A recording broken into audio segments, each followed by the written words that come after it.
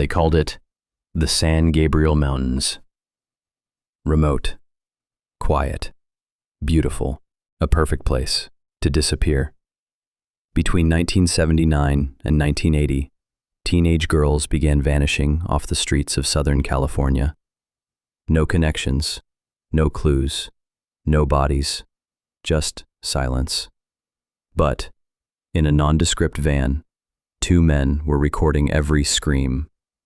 They didn't use guns, they didn't use knives, they used tools, wrenches, ice picks, pliers, and they didn't kill quickly.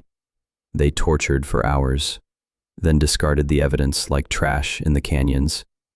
This wasn't just evil, this was methodical, sadistic horror, planned down to the last scream.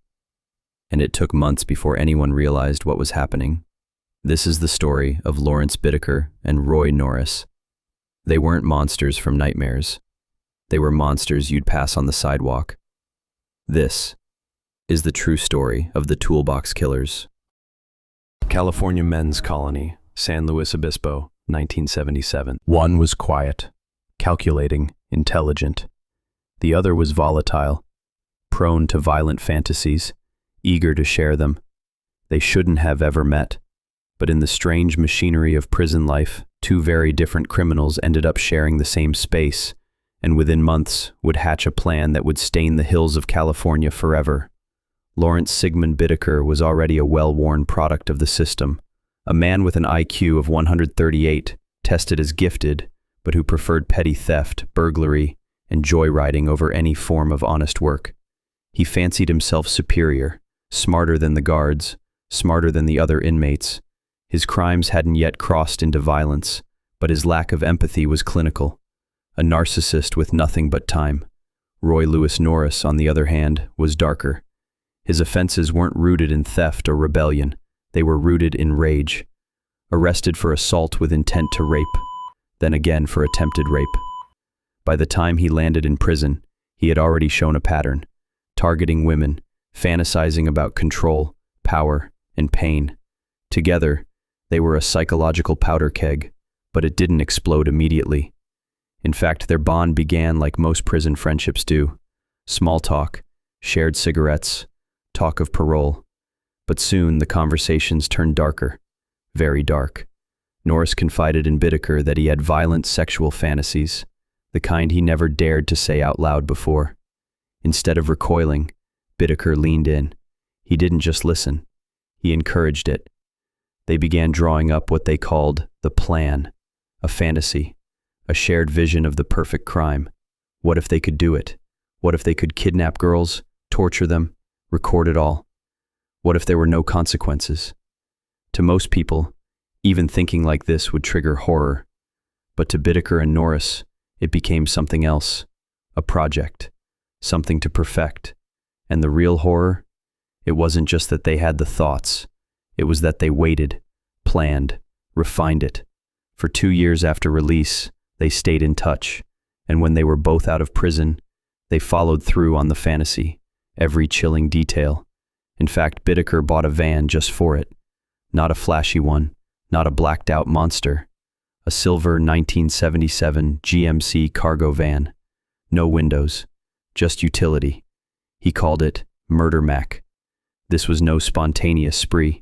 It was a well-rehearsed symphony of terror, but to understand just how horrific it became, you need to meet their victims. Los Angeles, 1979. The van looked ordinary. That was the genius of it, if you could call it that. No one thinks twice when a plain silver van cruises by, and when two middle-aged men sit inside laughing, drinking sodas, looking casual. It doesn't scream predator. But that's exactly what they were. Bittaker and Norris had a method, and it wasn't messy. Not at first. They wanted control, precision, a routine they could repeat, so they started hunting. They called it cruising. Driving through the coastal neighborhoods of Los Angeles, Manhattan Beach, Hermosa, Redondo. Their targets were never chosen for who they were, not for their names, not for any personal grudge, just age, just gender. teenage girls. If you were female, young, and walking alone, you were fair game. But they didn't pounce. They practiced. For weeks, they drove without doing anything, just studying, perfecting their pitch, testing what worked and what didn't, offering rides, handing out fake business cards pretending to be photographers, anything to seem harmless. And then, on June 24th, 1979, they struck.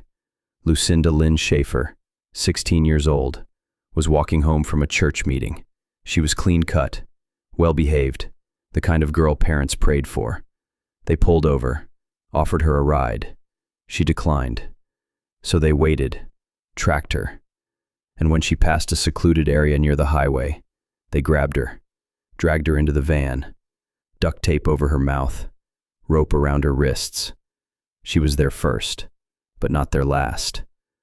Inside the van, they had transformed it into a torture chamber. There were tools, ice picks, hangers bent into hooks, a tape recorder. What happened inside the van was calculated and cruel, so disturbing that the details would later shake investigators. When they were finished, they drove to the mountains and strangled her with a coat hanger. Bittaker twisted it with pliers. Slowly, methodically, they threw her body into a canyon. It would never be found. A few weeks later, they struck again. Andrea Hall, 18. Same strategy, same outcome. Only this time, they forced her to pose for Polaroids. They made her beg for her life on tape. She did. It didn't matter. Each victim became less of a person to them, more of an object, a test subject for their escalating depravity. And the murders didn't stop. It didn't look like a place where horrors unfolded, just an ordinary house. White trim, a brown shingled roof, a nondescript driveway, the kind of house that disappears into the landscape of any American neighborhood. But for a time in 1979, it was the closest thing to hell on earth. Columbine Street, Burbank, California, the home of Roy Norris's mom, and for a few disturbing months, the private lair of the Toolbox Killers. It was here that they brought them, the girls they had watched, stalked, and taken. Each time the plan was the same. They'd cruise along the Pacific Coast Highway in their gray utility van, looking like any other working men, smiling, laughing, offering a ride. And then, the doors would slide shut. No one would see the girls again. The van had no back windows. It had a custom-built bed, rigged with restraints.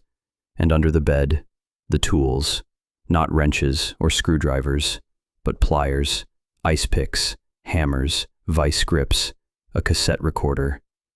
Their victims were never just abducted. They were cataloged, recorded, and destroyed. But they weren't in a rush. That was the part that truly horrified detectives. These weren't chaotic outbursts.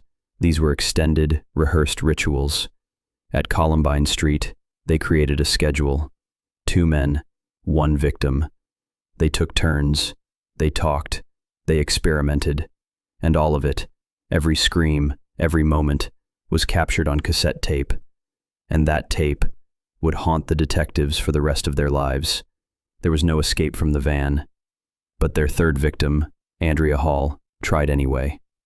She was 18, bright, independent. She had accepted a ride, likely thinking it would just be a lift to the beach. But minutes later, she realized something was wrong. Roy Norris pulled a knife. Lawrence Bittaker smiled. And just like that, Andrea became another name on the list. She was never seen again, but her voice survived on the tape. That cassette, later found during a raid, was so disturbing, so inhumane, that even seasoned detectives refused to play it more than once. In court, a single 5-minute excerpt made hardened jurors cry. One even ran from the room. Judge Thomas Fredericks described it as the single most disturbing piece of evidence I've ever encountered. But for Bittaker and Norris, it was just Tuesday. There was a moment during the investigation, a chilling, subtle clue that would later stand out. One of the detectives assigned to the case remembered how Norris would always wear sunglasses, indoors, at night, in the station. He said it was because the lights gave him migraines, but the truth, he couldn't face eye contact. Bittaker, by contrast, looked everyone straight in the eye, smiled, answered questions like it was an interview for a job. He told one officer, "You can't imagine what it's like to feel that kind of power." Their downfall didn't come from DNA, or a stakeout, or a mistake. It came from a man named Joseph Jackson, a fellow inmate Norris bragged to while behind bars for an unrelated assault. Jackson, horrified by what he heard, went straight to the authorities. What he described was too detailed to ignore. He didn't just say they killed. He gave dates, locations, even the names of the tools they used. Police followed up. The van was located, stripped, and searched. Inside, bloodstains, hair, screws embedded into the floor, and beneath the rear carpet, a cassette labeled only with the word "play." It was the voice of 16-year-old Shirley Lynette Ledford, pleading, screaming. Then, silence. Shirley had been taken on Halloween night. Her body was found the next morning, left on a stranger's front lawn. Inside Bittaker's motel room, officers discovered hundreds of photographs. Many were taken at Hermit's Creek, their designated kill site. Others were far more terrifying. They found a shoebox. Inside, Polaroids. 500 of them. Young girls, some smiling, some terrified, most still unidentified to this day. Many of those faces may never have a name. There are images from that box that have never been released to the public, not because of privacy, but because they are simply too much, even among those who have seen the worst of humanity. What Bittaker and Norris captured was something different. They weren't just documenting violence. They were building a scrapbook. But even monsters leave fingerprints, and it wouldn't be long before the walls they built on Columbine Street began to collapse. There was no moment of remorse, no sudden confession, no breakdown under pressure. When the court proceedings began in 1981, Lawrence Bittaker walked into the courtroom with the same eerie calm that made officers uneasy. Suit, tie, a hint of amusement on his face. Roy Norris had already flipped. Faced with the mountain of evidence, Norris chose to cooperate with prosecutors in exchange for a life sentence.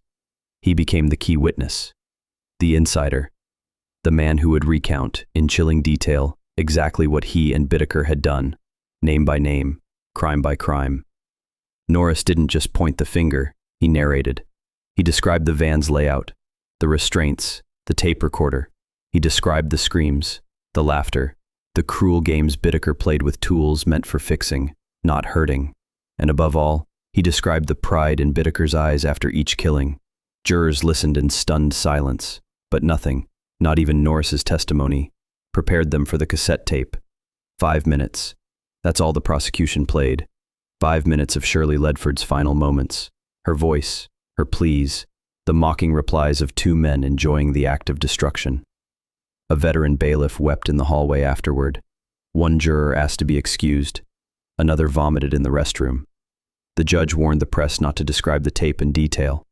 And yet, despite its horror, that recording became the cornerstone of the prosecution, irrefutable proof of intent, cruelty, and depravity. Bittaker's defense tried to paint him as unstable, isolated, misunderstood. They claimed the cassette was Norris's doing, that Bittaker was merely along for the ride.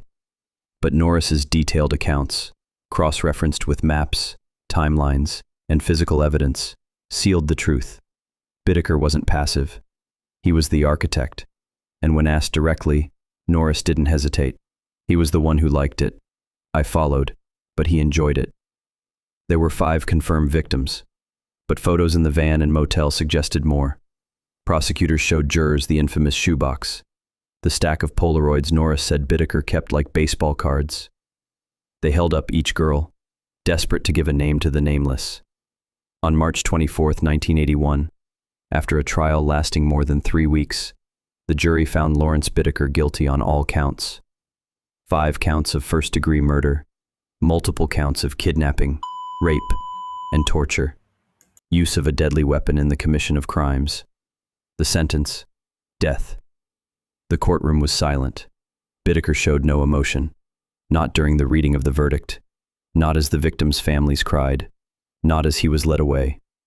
He would spend the next 4 decades on death row at San Quentin State Prison, appealing his conviction until the day he died of natural causes in 2019.